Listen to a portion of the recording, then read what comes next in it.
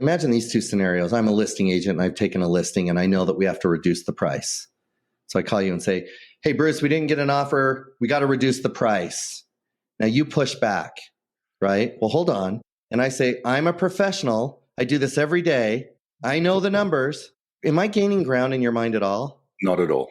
But if I said something like, Bruce, I know this isn't easy. Talk to me about what's important about this price. With the money that comes from this sale, will you remind me, what is it you intend to do with that?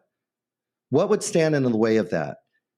If we were to keep your home at this price and the buying community continued to look at other homes that were priced differently, are you going to be able to achieve that goal?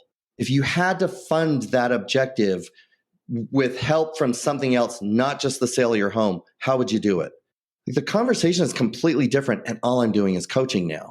People come together in coach. Most of us don't really spend time on mission, vision, values, beliefs, perspectives until we have a problem. Until all of a sudden, these people that I hired and said, we're like a family, and I could never do this business without you. Now we've got challenges, and we're not working together in the same way. And we have to figure out, what are the rules that we're going to use to work together? What are we going to stand for?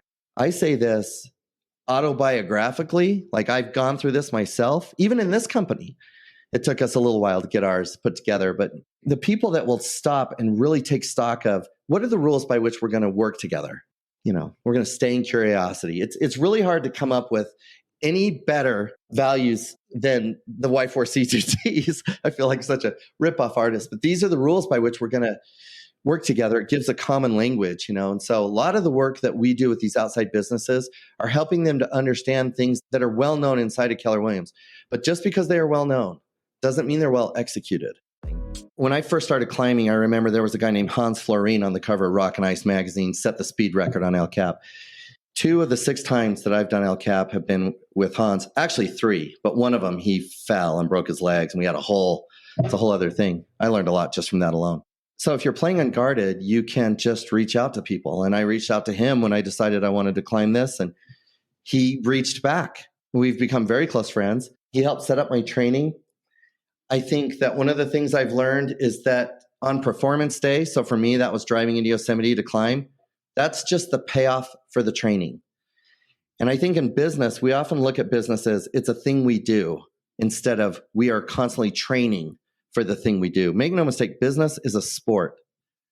When you're working on dialogues, when you're warming up before phone calls, that's the training.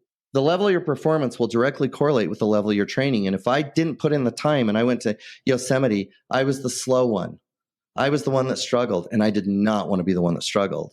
We're business athletes, which means we have to train